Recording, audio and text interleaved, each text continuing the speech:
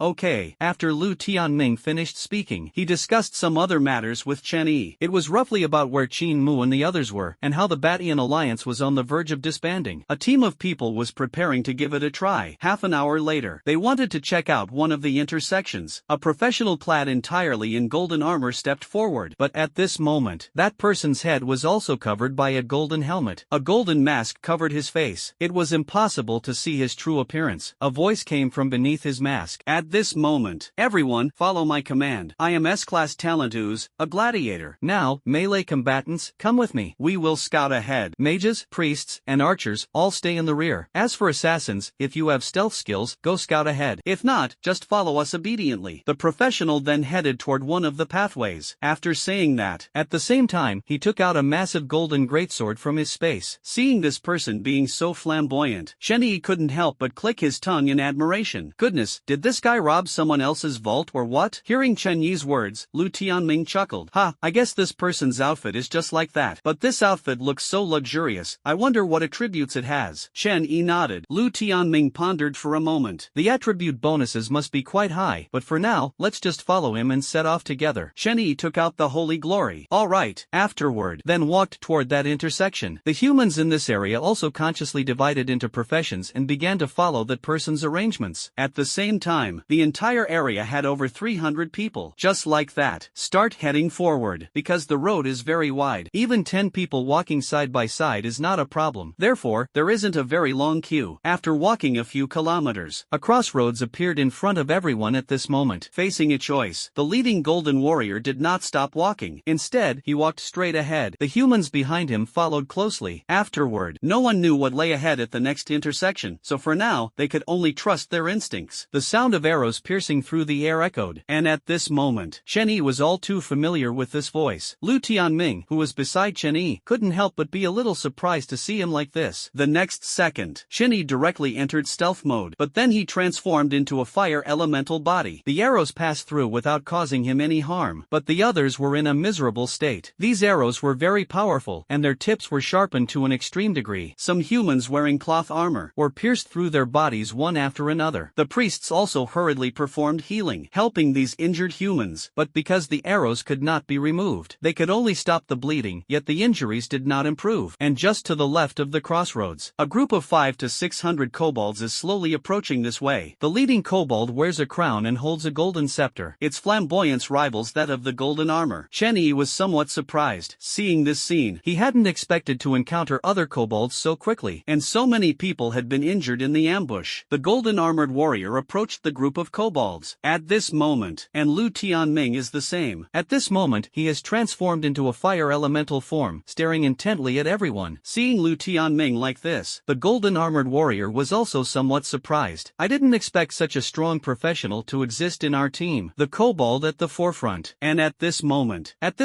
the attributes are slowly being displayed in front of everyone. Kobold Emperor. Base Strength 43. Level 20. Base Constitution 44. Base Agility 41. Base Intelligence 42. Talent Kobold Golden Body. Kobold Golden Body. A talent that only the kobold royal family has a chance to inherit. When facing enemies, they can enter a golden body state, reducing all damage taken by 80% during this state. Duration 10 minutes. Cooldown 1 hour. Skills: Lavish Spending, Rivers and Miles, Metal Ray, Blink, Limited Skill. Blink, Limited Skill, allows instant teleportation in a chosen direction over a short distance. Cooldown 1 second. Introduction: the Supreme Emperor of the Kobold race, possessing ultimate authority, with strength and talent that are among the best of the kobolds. It is said that the Kobold Emperor is inherently brutal, exterminating all races other than kobolds, and thus his hands are soaked with the blood of other species. To think they actually encountered the Kobold Emperor directly. Everyone was extremely shocked. At the same time, he felt a sense of relief in his heart. Fortunately, there was a high-level talent on his side, otherwise, he wouldn't even know how he died. Chen Yi also stood up directly at this moment. Just now, when he was under attack, he immediately used permanent invisibility and the doghead life-saving skill. Due to the effect of permanent invisibility, others couldn't see the golden light barrier of his doghead life-saving skill. When seeing that Kobold Emperor, Chen Yi was utterly confused, completely unexpected. In the very first match of the racial war, he encountered this Kobold Emperor, but Chen Yi felt a surge of wild joy in his heart, because in his eyes, this Kobold Emperor was like a walking SS level talent. He must take it down. SS level talent. I don't know how strong it will be. Chen Yi couldn't suppress his excitement. Thinking of this, the Kobold Emperor was already surrounded by many guards protecting him. At this moment, however, this Kobold Emperor did not seem to appreciate the gesture. Instead, he he directly bypassed the guards and stood in front of everyone. In his gaze, he looked at humans as if he were looking at livestock, did not take it seriously at all. Powerful base attributes, combined with an A-level talent, gave him this confidence. Insignificant humans, you are destined to kneel before us and bow in submission. At this moment, the Golden Warrior had already stood before all humans, holding the golden greatsword. Kobold Emperor? Heh, let me show you my strength. The Kobold Emperor chuckled softly. Really? Then let's give it a try. The Kobold Emperor's golden scepter shot out a metallic beam toward the Golden Warrior. After saying that, the metallic beam was gray and hazy. It appeared extremely dim, but the energy contained within it is extremely high. The Golden Warrior directly used the golden greatsword in his hand as a shield, holding it horizontally in front of himself. The metal ray also reached the front of the Golden Warrior. At the same time, the metal ray, carrying an extremely strong impact force, directly pushed the Golden Warrior back 5 or 6 steps. Boom! And under some strange rule of the metallic rays, an indelible mark was also imprinted on the golden greatsword of the Golden Warrior. The Golden Warrior's expression was grim. Seeing this scene, the attributes of the golden sword in his hand had diminished. Damn it! That damned kobold! The Golden Warrior charged directly at the Kobold Emperor. Afterward, the Golden Warrior's speed was incredibly fast, almost instantly arriving in front of the Kobold Emperor. Whoosh! Accompanied by a blinding flash of light, the Kobold Emperor blinked directly behind the Golden Warrior. But the Golden Warrior's momentum had not yet dissipated. After a shockwave, it directly smashed all the guards behind the Kobold Emperor into a bloody pulp. Looking at the Golden Warrior covered in kobold blood, the others were somewhat surprised. Is this the power of an S-level talent? Without even touching those kobold guards, he shattered a large group of them ahead. At this moment, the Golden Warrior turned his head. Looking at the Kobold King's mocking face, he couldn't help but feel furious. The Kobold King once again raised the scepter in his hand. A virtual golden mountain was projected above his head at this moment. The golden mountain directly smashed toward the Golden Warrior. Boom! The Golden Warrior dared not defend directly. Seeing this, he quickly dodged to the side. The golden mountain smashed directly onto the ground. Boom! A massive deep pit appeared in the middle of the road at this moment. Witnessing such astonishing power, the Golden Warrior felt a wave of lingering fear. If he had been struck by this golden mountain, he would likely have been crippled if not killed. This golden mountain possesses both magical and physical dual attacks. The Kobold Emperor's class is also unknown. It can actually unleash such an attack. Moreover, the Kobold Emperor's base attributes are twice as much as his. Even if he has an S-level talent, he is still extremely powerless when facing this Kobold Emperor. A radiance surged, and at this moment, centered on the Kobold Emperor, began surging in all directions. Looking at the appearance of the Kobold Emperor, the Golden Warrior felt a sense of crisis. Directly performed a leaping slash on the Kobold Emperor. Afterward, leaped high into the air, directly attacked the Kobold Emperor, with the blessing of the S-level talent. At the same time, a terrifying fluctuation emanated from that person's body. This kind of fluctuation can crush everything. Rivers and seas stretch for thousands of miles. The Kobold Emperor has completed the skills casting preparation. At this moment, a river directly flows out from the void. Each drop of water weighs 100 pounds. There is almost no way to resist. But at the same time, the crushing attack of the Golden Warrior had already landed in front of the Kobold Emperor. The body of the Kobold Emperor directly emitted a golden radiance. At this moment, Golden Kobold Body activated. At this moment, all damage received was directly reduced by 80%. 2 attacks simultaneously struck both bodies. Boom! The Golden Warrior's armor was instantly pitted by those water droplets. It looked like the surface of the moon, covered with craters everywhere. And that Kobold Emperor actually withstood a sword strike from the Golden Warrior, but his shoulder blade was shattered by the Golden Warrior. After all, the ripple carried by the Golden Warrior's attack has the characteristic of ignoring defenses. Although he received an 80% damage reduction, he still fully endured the remaining 20% of the damage. All the kobolds panicked. Seeing this scene, "Your Majesty, come back quickly." Suddenly, many kobolds launched an attack on the Golden Warrior, but the Golden Warrior did not dodge at all. All the attacks landed on his armor, producing only clinking sounds. They couldn't break through his defense at all. These kobolds are not the Kobold Emperor after all. Their basic attributes are extremely low. It's completely insignificant. The Kobold Emperor blinked and appeared at the center of the kobolds. At this moment, the attack from the Golden Warrior just now did indeed injure him. An indescribable sharp pain surged through. It almost made the Kobold Emperor faint. At this moment, the Golden Warrior quietly returned to the human camp. Shenny keenly noticed a trace of blood beneath the Golden Warrior's mask. It was obvious. The earlier rivers stretching for thousands of miles had caused him severe damage. It was only because he was wearing a mask that others didn't notice. Just as the two returned returned to their respective camps. The kobolds were the first to launch an attack. To think they injured His Majesty the Emperor, these humans must be killed. The morale on the human side was also exceptionally high, because in their view, their golden warrior won this victory. This shows that humans are stronger than kobolds. But humans all overlooked one issue. Most of the levels here are around 12 or 13. On the kobold side, most have already reached level 16, or even the max level of 20. Wanting to fight the kobolds would be an extremely unwise choice. The only way is to fight while retreating, depleting the kobolds' active forces. Just as the two sides were about to collide, Lu Tianming arrived at the front of the battlefield. He directly transformed into a fire elemental form. The raging flames made the kobolds stop in their tracks. This display of power seemed overwhelming. It appeared as though, in the next second, it would transform into a giant beast of flames, devouring everything in their direction. A flaming gem appeared around Lu Tianming. This is the divine artifact he obtained back then. With the blessing of the divine artifact, nowadays, even compared to the Golden Warrior, he is not inferior. A storm of flames erupted directly with Lu Tianming at its center. Boom! The direction of the attack. It was precisely those kobolds. Because they were in the middle of the road, those kobolds had no way to dodge. One after another, they were hit directly and burned. All the kobolds that were attacked instantly burst into raging flames. Under the blessing of the divine artifact, the flames released by Lu Tianming possessed a trace of an inextinguishable quality. Everything that could be burned had to be reduced to ashes. The kobold emperor raised the golden scepter. At this moment, rivers and seas for 10,000 miles, a massive flow of water was summoned from the void. However, the water summoned this time did not appear as heavy as the previous 100-pound torrents, but it has a strong fire extinguishing property. Those streams of water, after hitting the kobolds, extinguished all the flames. Only a few occasional sparks that couldn't be extinguished floated on the water's surface, and the remaining portion of the water, at this moment, transformed in the air into forms like water guns and water arrows, resembling offensive weapons, directly attacked Lu Tianming. Lu Tianming's fire element body can only be immune to physical damage and fire damage. There is simply no way to be immune to water element damage. Moreover, the water element has a damage bonus against his body. Lu Tianming failed to dodge in time. He was directly pierced by the water spear and water arrows. The whole person also fell from the air, returned to his true human form. At this moment, Lu Tianming's face was as pale as gold paper, and a mouthful of fresh blood spewed directly from his mouth. The previous attack had caused him significant harm. Vitality had been greatly depleted. At this moment, Chenny stealthily approached Lu Tianming. He spoke directly into his ear. Tianming, drink it. Chenny took out a vial of life potion he had previously obtained from the three villains on the barbaric blood grassland. Afterward, poured it directly into Lu Tianming's mouth. Lu Tianming knew that Chun-Yi could become invisible. Without hesitation, drank it directly. Suddenly, the body recovered almost completely. He immediately stood up full of energy. But in the eyes of others, Lu Tianming had merely spat out a mouthful of blood, then stood up unharmed. Couldn't help but speculate. I wonder what kind of talent this Lu Tianming has, to actually grant him such tenacious vitality. The holy glory in hand was already aimed at the Kobold Emperor. As for Chen-Yi, the golden body of the Kobold Emperor had lost its effectiveness. At this moment, it was the perfect time for a sneak attack. 100 steps piercing yang was launched directly. A streak of light shot toward the Kobold Emperor at a speed more than 10 times the speed of sound. Whoosh! The Kobold Emperor sensed a wave of danger. At the same time, instinctively, he wanted to raise the golden scepter to block, but Chun-Yi's arrow was too fast, directly pierced through the Kobold Emperor's neck. Blood gushed out frantically. Congratulations on successfully plundering the Kobold Emperor's talent, Kobold Golden Body. At the same time, a voice came through. Then came another burst of system sounds. Golden Dog Head, hundredfold amplification, amplified to Immortal Dog Head. Immortal Dog Head, grade, SS. Effect, your body can enter an indestructible state, which is immune to effects such as damage, seal, instant death, control, erasure, banishment, prohibition, authority reduction, etc. You can enter the indestructible state for 10 minutes each time, with a cooldown of 15 minutes. Chun-Yi looked at the indestructible dog head. He couldn't help but feel a little surprised. Is it really that strong? Goodness gracious, I guess I've managed to stand up. This time, and in the very next second, an even more invigorating voice came through. Hard-headed dog, clever dog, life-saving dog, undying dog, predatory power, blessing of the evil god, meet the fusion conditions. Fusion begins now. Congratulations, you have obtained the SSS level talent. Doghead devours god. Doghead devours god. Grade, SSS. Effect, you can devour all energy bodies, rule incarnations, and concept incarnations, and gain their corresponding traits. Seeing the dog-headed god-eater, Chen-Yi was incredibly surprised. By plundering all the talents of this dog-headed man and amplifying them, then combining them with predatory power and evil god's blessing, such an invincible talent can be obtained. Totally unexpected. Capable of devouring all energy entities, rules, and conceptual embodiments. Literally speaking, Chenny can devour gods. As for these energy entities, they can be understood as elemental creatures, ghosts, spirits, and similar existences. They lack physical substance and are life forms condensed purely from energy. For example, when Lu Tianming transforms himself into a body of fire element, Chenny can devour him. Embodiment of rules. It refers to life forms that are incarnations of various rules of the world, also commonly known as rule gods. For example, the god of fire representing the rule of fire, the god of water representing the rule of water, and so on. Even more so, like the artifact owner Debella in Chen Yi's hands now, representing the rules of light and beauty. This kind of rule god, in their own world, they possess extremely powerful strength. However, once they leave their own world, they become very weak. As for conceptual gods, they are like the river god in 10,000 Cold Jokes. Rivers are rivers, and the Milky Way is also a river. This kind of conceptual deity can be very weak or very strong. As for Chen Yi, now it is possible to devour these and acquire their original characteristics. It can almost be considered a weakened version of infinite plunder, except it lacks the hundredfold amplification and subsequent authority of infinite plunder. However, the god-devouring power absorbs and gains traits, while infinite plunder acquires talents. Chen Yi took a look at the description of traits. It is a form of life expression. For example, if Chen Yi devours the fire element, he can likewise transform into the fire element. If he devours a ghost, he can also transform into a ghost. Whatever he devours, he can acquire its form of life expression. If he devours a god of rules, he can then control their rules, and the conceptual laws belong to the other party's concept. Plunder talent. Perhaps talent is only a part of the opponent's overall strength, but when combined with the power of Devour God, it means gaining most of the opponent's power. The two talents can be said to complement each other. They enable Chen Yi to grow faster and stronger. Comfortable. Chen Yi feels incredibly comfortable, although there is no longer the power of predation to enhance attributes, but this is definitely not a loss. Once off the battlefield, I must find some energy bodies to devour. Let's see what kind of power this trait will grant. At this moment, those kobolds are desperately trying to save their emperor, but now there's absolutely no way to bring him back to life. This level of priest class profession, it is impossible to learn a bug level skill like resurrection. An announcement spread across the entire battlefield and the outside world. And at this moment, human Chen Yi has slain the kobold emperor Hogger, hereby rewarded with the title Kobold Slayer. Kobold Slayer. Introduction: increases damage to kobolds by 50%. Human Chen Yi. The announcement was broadcast 3 times in a row. This message, it left both the humans and the kobolds completely stunned. What surprised the humans was that Chen Yi had actually killed the emperor of the kobold race. This was the emperor of an entire race. You have to understand. Placed among the humans, that is the leader of the human race. How can one not be shocked? Wow, Chen Yi is way too strong. He actually killed the kobold emperor. This is comparable to Hua Zubing's feat of sealing the wolves at Jusu. Exactly, in ancient times, Hua Zubing swept across thousands of miles and broke the Xiangnu royal court. Now, we have Chen Yi taking down the kobold emperor amidst thousands of kobolds. I simply don't dare to think, how on earth can the opposing emperor be killed? Do you think it's possible that the opposing emperor and Chen Yi teamed up and were teleported to the race battlefield, which is why Chen Yi managed to kill this kobold emperor? Don't dismiss it, it's possible. Otherwise, we wouldn't even know where the kobold royal city is. Chen Yi killed the kobold emperor, so it seems chaos is about to break out among the kobolds.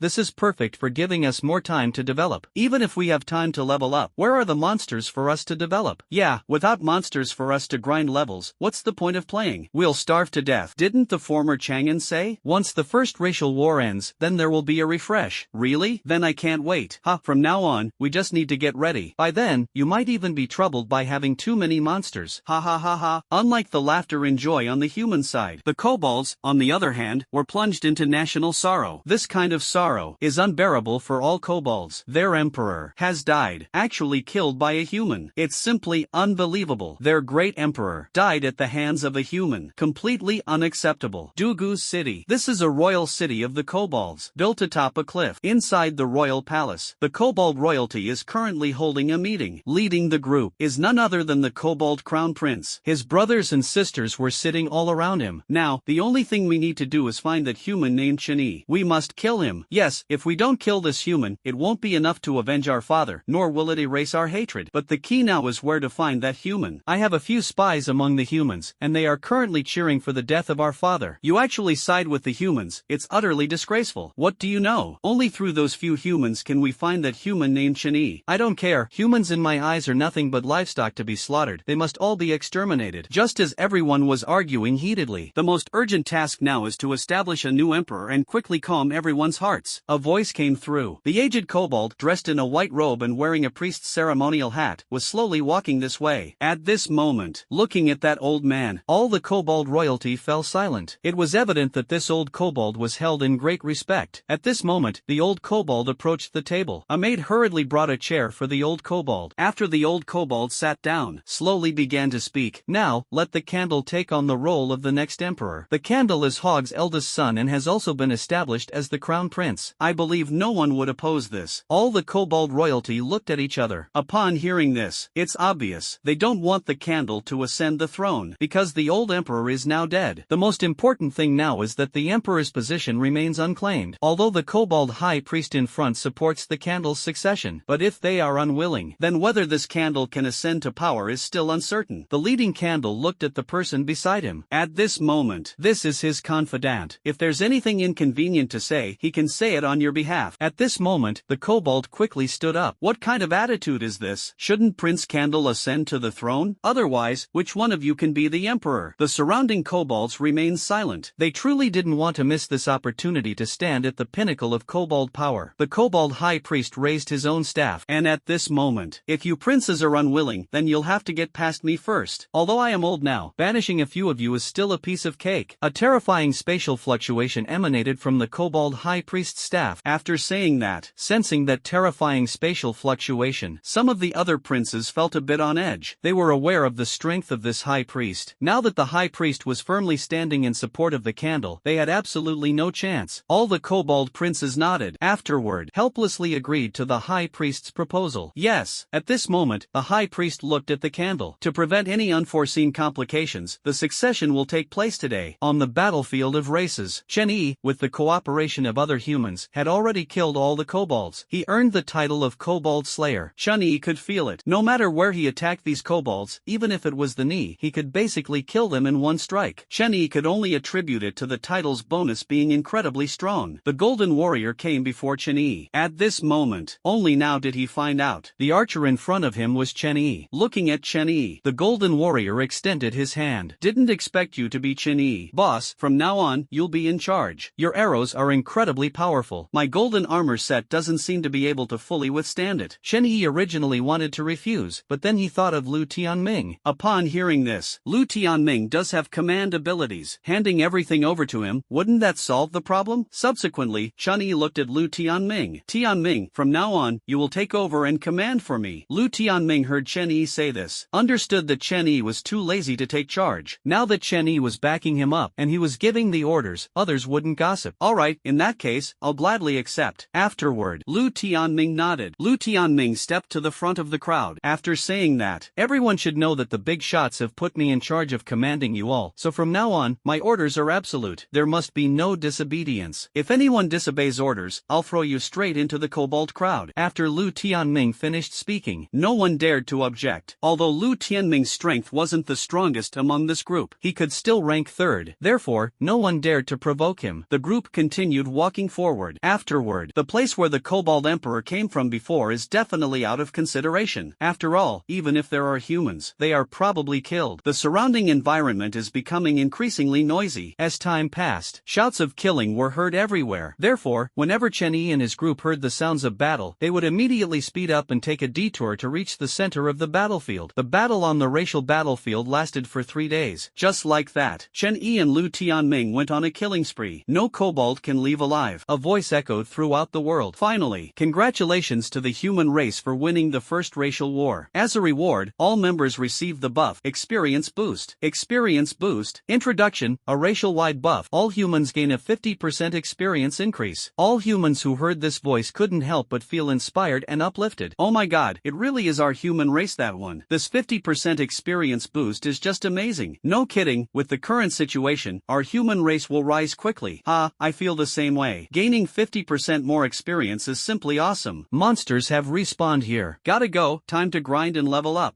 Me too. Hurry, can't fall behind in levels. Chen Yi was also teleported back to the starting point. At this moment, the mountain at the center of Stormwind City. At this moment, all the trees have been cut down. It seems seems a thorough search was conducted here. Unexpectedly, this group of kobolds carried out such a meticulous search in my absence. Shen Yi was somewhat surprised. This also means the upper levels of Stormwind are now relatively stable. There's no way to cause as much commotion as before without anyone caring. Shen Yi looked into the distance through supervision. At this moment, the plains outside Stormwind have already spawned many monsters. At this moment, he no longer had the mood to deal with these kobolds. What he wanted most now was to plunder the talents of those monsters. Shen Yi activated invisibility. Afterward, he swaggered down the street. At this moment, the white ash on the street had already disappeared. The useless white ash. Nature was swept clean. Shen Yi left Storm City. Afterward, looking from afar, outside Storm City, there were all kinds of floating spirit-like monsters. These monsters are not very dense, but there are at least tens of thousands of them. Feeling good, Shen Yi extracted the attribute panel of one of the monsters. Afterward, Mana WYRM, level 14, base strength 11, base constitution 5, base agility 8, base intelligence 15, talent, mana absorption. Mana absorption, F. Whenever someone nearby casts a skill, you can absorb the overflowing energy to restore yourself. Skill, arcane missiles. Description, mana drakes formed by condensed arcane energy, possessing the innate ability to absorb energy to replenish themselves. Seeing these mana drakes, Shen Yi suddenly thought of his god-devouring talent. I don't know if these can be considered energy entities. Shen Yi came before a mana drake. Thinking of this, at this moment, the mana drake was quietly floating here. It hadn't noticed the invisible Shen Yi at all. Shen Yi raised his right hand and unleashed the dog-head devourer on the mana-floating dragon. Afterward, at this moment, Shen Yi's right hand erupted with an incredibly terrifying suction force. Almost in the blink of an eye, the mana-floating dragon was directly sucked into the palm of Shen Yi's hand. A ball of radiance appeared in his hand at this moment. Guanyu continuously purified and removed the impure power of the mana WYRM. All the power of the mana WYRM was absorbed by Shen Yi's right hand. Finally, at this moment, a voice sounded in Shen Yi's ear. Congratulations, you have successfully devoured the mana WYRM and obtained the mana WYRM trait, Float. Floating, you can use your own energy to float in the air. Congratulations, you have successfully plundered the mana WYRM talent Mana Drain. Mana Drain amplified 100-fold, enhanced to mana absorption. Mana absorption. Effect, you can directly absorb a small amount of energy from the target's body to replenish yourself. Grade D. Looking at the additional floating trait and mana absorption talent on his attribute panel, Shen Yi was extremely satisfied. This god-devouring power truly proved to be incredibly formidable. Shen Yi's ears rang with the voice once again. At this moment, mana absorption has been devoured by divine devouring power of the dog head, slightly enhancing its own absorption efficiency. Shen Yi immediately understood. Upon hearing this, the essence of this mana absorption and divine devouring power is the same. I didn't expect it to be devoured by the God Eater's power and used to enhance itself, but he is an archer. It's not like he's in some kind of melee profession or anything. Therefore, this mana absorption ability is of no use to him. Might as well be devoured by the divine power of the dog-headed beast. Shen Yi looked at the other mana drakes. Afterward, Shen Yi, who had already acquired the traits and talents of these mana drakes, now needed the experience brought by these mana drakes. Shen Yi began the slaughter. Afterward, during this time, he tried using the floating ability, but due to his low mental strength, there was simply no way to make himself float. Shen Yi could only wait until the end. He would have to wait until his mental strength improved. Moreover, he had only devoured the lowest level mana floating dragon. Perhaps after devouring other more advanced energy entities in the future, he might gain the ability to enhance his mental strength. The experience bar began to increase continuously. At this moment, Shen Yi was getting farther and farther away from Stormwind City. Gradually, with that 50% experience bonus, the leveling speed was far beyond what it used to be. Shen Yi quickly reached level 19. Previously on the racial battlefield, the kobolds killed earlier only allowed Shen Yi to level up from 18 to 90% of level 19's experience bar. Shen Yi could feel it. The further the levels progressed, it becomes increasingly difficult to improve. I really wonder, when reaching level 30, or even level 40, what kind of astronomical number the required experience will be. A white figure dashed toward Shen Yi. At this moment, it turned out to be the white wolf. Shen Yi looked over. The white wolf hadn't seen its owner for more than 10 days. At this moment, it caught Shen Yi's scent, so it immediately started wagging its tail and ran toward Shen Yi. Saw it was the white wolf. Shen Yi missed it very much. Not sure if it was because the white wolf was a wild beast. The surrounding mana drakes that had respawned did not actively attack the white wolf. Shen Yi stepped out from his invisible state. The white wolf became even more excited. It wagged its tail repeatedly, acting coquettishly toward Shen Yi. The other mana drakes seemed to sense the vengeful spirits of the mana drakes killed by Shen Yi, and at this moment, they all attacked in Shen Shen Yi's direction. At this moment, Shen Yi directly unleashed the Dog Head Devour's God technique. The power of Devour's God formed a whirlwind on this plane. Whenever a magical floating dragon approached, it would be swept into it. However, Shen Yi's body could no longer withstand too much energy. He could only watch with heartache as the energy he could no longer absorb drifted away with the wind. The White Wolf seemed very interested in the arcane energy spilling out around them. And at this moment, it opened its mouth. It seems like it wants to eat, but since it doesn't have the corresponding magical organs,